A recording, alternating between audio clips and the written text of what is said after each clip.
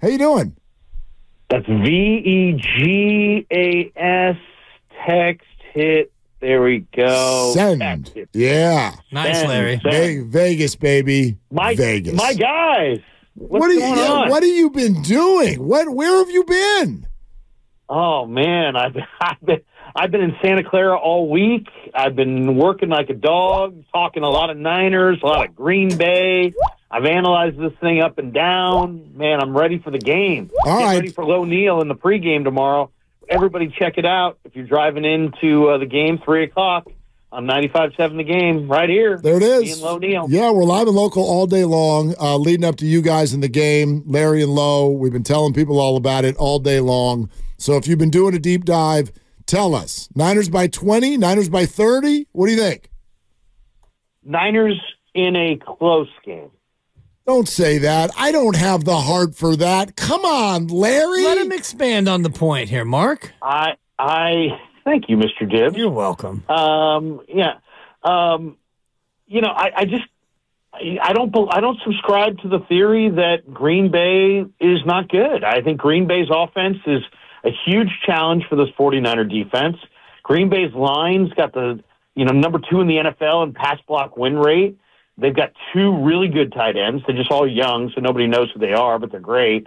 And those receivers are all really, really good, and the quarterback's hot as fish grease. So, I mean, they're going to score points, man. I mean, Green Bay's going to score points. I think I think the Niners are going to have a hard time stopping Green Bay's offense. I really do.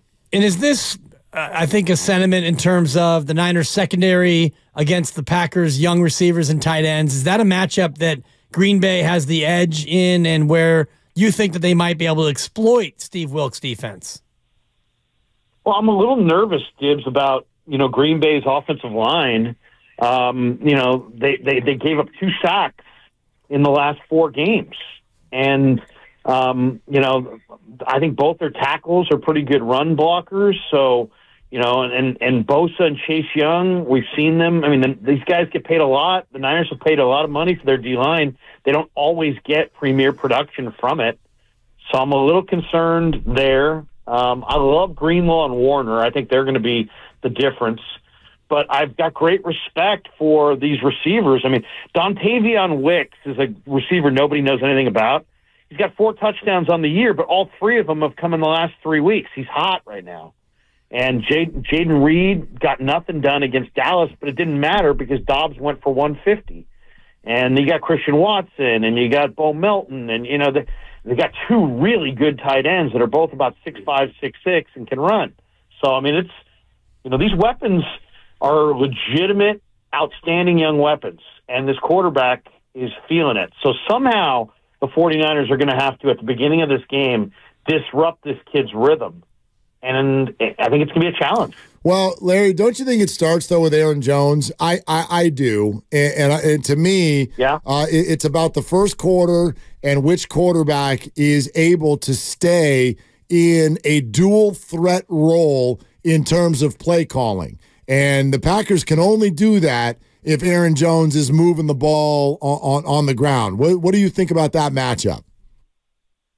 Aaron Jones, the Niners know Aaron Jones really well. He's a small back, but he's got good ability, and he's tough, and he can catch the ball, and they know him well. But he's hot right now. He's had 111 yards in the last 4 games, and he's fresh. So to me, Mark, the better game plan is play complementary football and try to keep Green Bay's offense on the sideline as much as possible. I think the 49ers have a decided advantage with their 3rd-ranked rush offense against the 28th rush defense.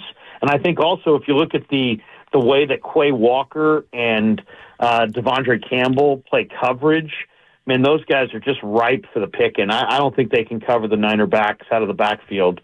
So I think CMC is going to have a big day. I think Kittle's going to have a big day. I think all the shallow crossers for the Niners are going to be open.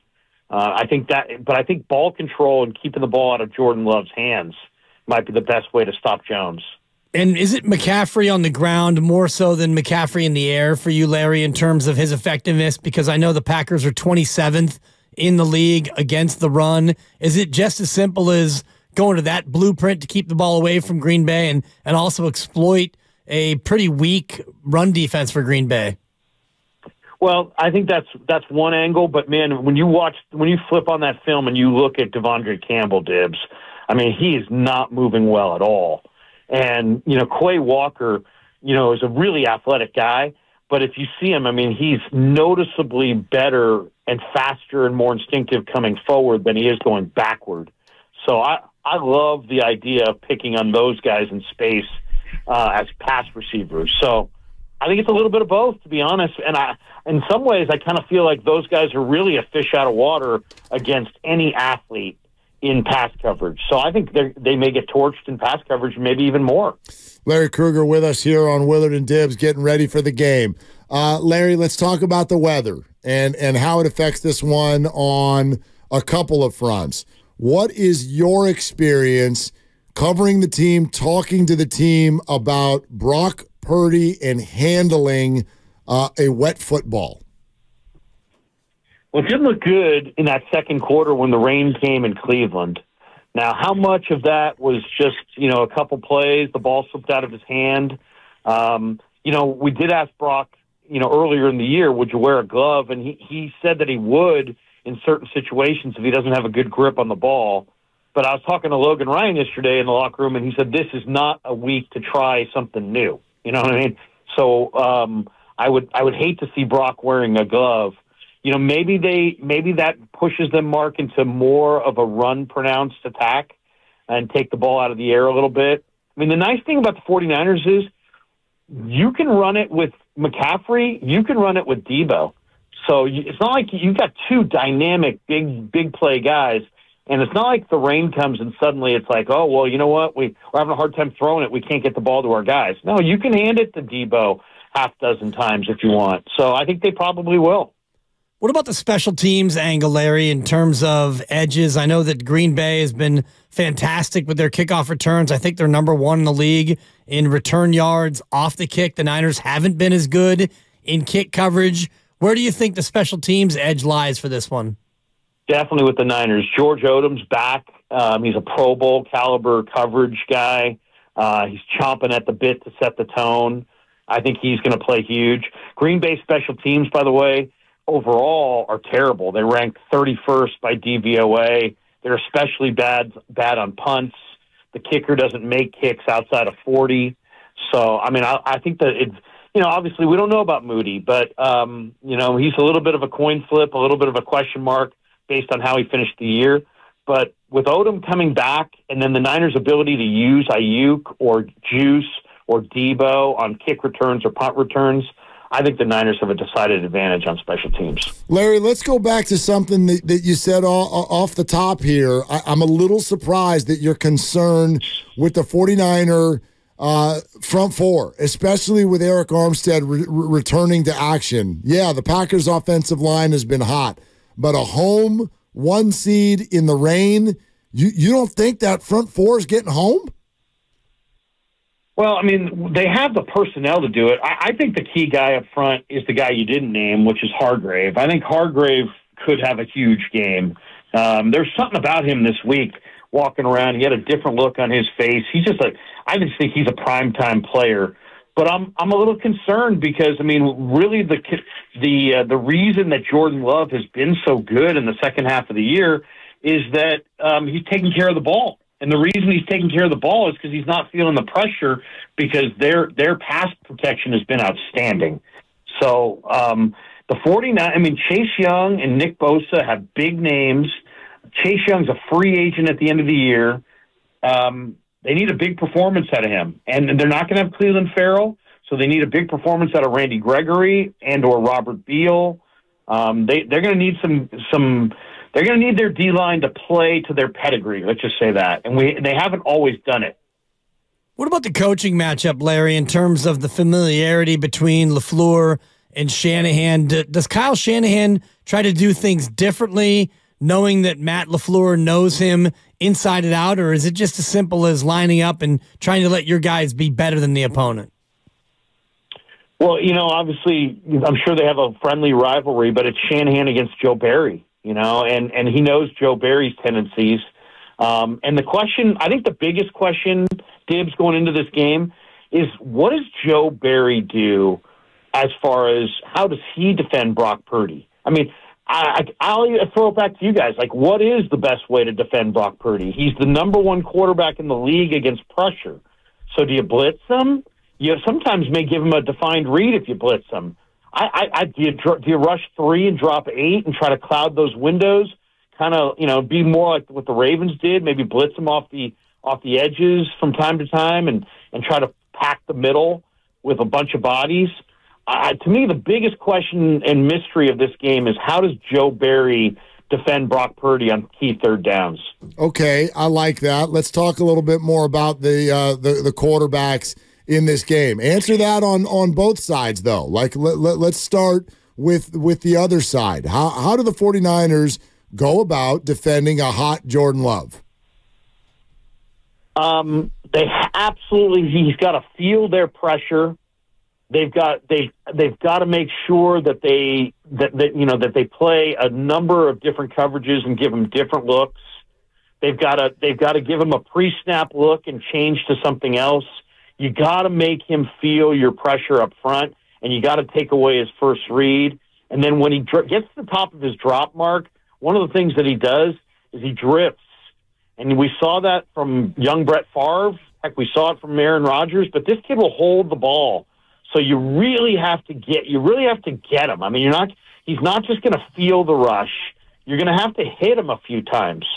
And they're going to have to, he's a guy that will literally hold the ball and drift and keep drifting. And he's got such great arm strength that he'll drift and throw the ball without setting his feet, and he still gets quite a bit on it. So I think for the Niners, you've got to really, it's the play after the play that's called. When he does drift, you got to have that plaster coverage that stays on these guys. And then you also got to remember this, unlike the Packers with Devontae and Rodgers, you don't know who his primary is here. So you got to cover everybody like they're the primary. It's not like, they're going to Devontae for sure in key situations.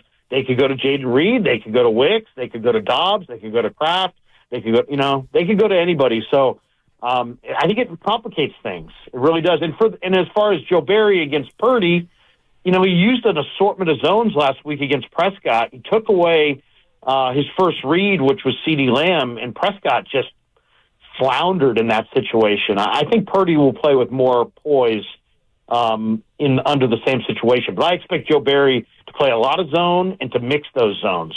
And is that where Shanahan ultimately gets the advantage, Larry, in terms of the personnel? Because you can play zone, and if Green Bay goes to a lighter front, well, then you can run the ball. And if Green Bay tries to get big to stop the run, well, then you can start to throw it, and you can do it out of the same personnel grouping. Is that ultimately the edge that the Niners have in terms of just pure personnel over Green Bay? It's a good question. I think the Niners have an edge in several areas. One, Jair Alexander didn't practice all week. He's not 100%. He's got a bad ankle. Harrington Valentine, their safety, has given up huge numbers, yards per catch. I think the one other advantage that I expect Kyle to go to a lot in this game is if you look at Purdy off the empty set, when you take the backfield out of the backfield and flex him out, he's averaging 11.2 yards per attempt. Green Bay's defense against empty sets is like 8th worst in the NFL. Dallas had success doing this last week against Green Bay, but they were already in a 27-7 hole. And I think that, making Green Bay cover all 5 eligibles and speeding up the processing, you got a quarterback that can process fast, and you've got 5 really dangerous eligibles. And I think going empty puts a ton of pressure on a Packers defense that probably can't handle it. Larry, do the 49ers have what they need in the secondary in this game? It's the biggest question, really in a lot of ways is the Packers have young receivers. The Niners have young DBs outside of Gibson and Logan Ryan. I asked Logan Ryan Thursday about this, Mark. I said, hey, you're the old guy in the room. What advice would you give the young guys? And he said, hey, this isn't the week to try something new. This isn't a week to try a new pill. This isn't a week to change your sleeping pattern. this isn't the week to change your film study. Do what you do, trust your process, and stay with it. But the Niner, let's make no mistake about it, the Niner young DBs have to play serious ball here. And I would say Mooney Ward's got to win against Romeo Doubs. I think you'll see Mooney on Doubs a lot on Saturday night. Would you anticipate a lot more nickel coverage for the Niners just based on the fact that, Green Bay is going to roll out either 2 tight ends or 3 wide receivers almost every set? Yeah, that's a good question. I would say yes. When I would talk to Wilkes about is it Jair Brown or is it Logan Ryan, he kind of didn't really give an answer. And then when I talked to Ryan about playing, he's like, hey, look, corner or safety. He's like, we're in an era where it's a lot of positionless football. And what he was getting at was exactly what you just kind of referenced there, is that you may see, 5 DBs with both those guys. They're going to use everybody they got. I think both Ryan and Brown will be factors. And I think you're right. I think you are going to see a lot of nickel. So, Larry, let's circle back to the beginning. Based on everything I'm just listening to you say, I get it a little bit, but I don't know if I get it all the way. Why do you think this game's going to be close? Because there's several reasons. One, I don't think that you can absolutely slow down this Green Bay offense. They're also taking better care of the football than the 49ers are. So I think there's Love's turned it over once in the last 10 games. Brock Purdy has turned it over, I think once every game, it seems like, for the last month or so. So I think there's a very good chance the 49ers could be -1 in turnovers in this game. And that right there would make it close. I also kind of think that Green Bay just scored 50 almost on a Dallas defense that's like 3rd in the league in pass defense. So I've got a lot of respect for Green Bay's ability to score. I mean, the Niners this year are 8-0 when they don't turn it over, but they're 4-5 when they do. And I think they will turn it over at least once. And I think that could be the equalizing factor here. But I still think the 49ers, if they just keep it simple and run the ball, and if you say, why are the Niners going to win? I think they're going to win because Greenlaw and Warner are a lot better on that second level than Campbell and the other backer, Walker. So that's, to me, where the Niners are better.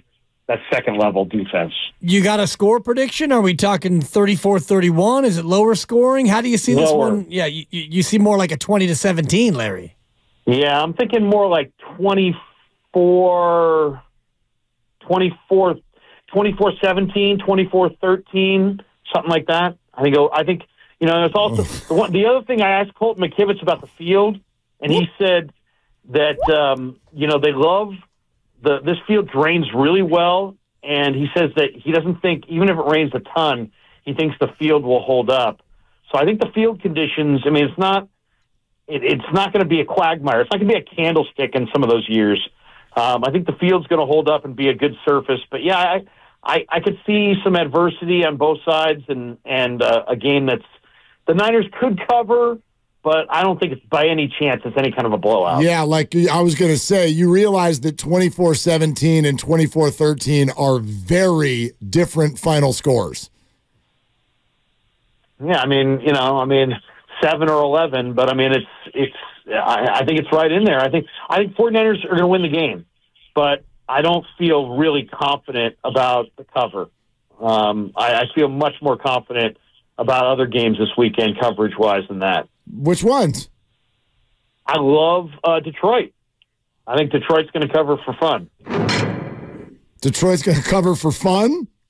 Yeah, I like Detroit. Okay. I like Detroit big.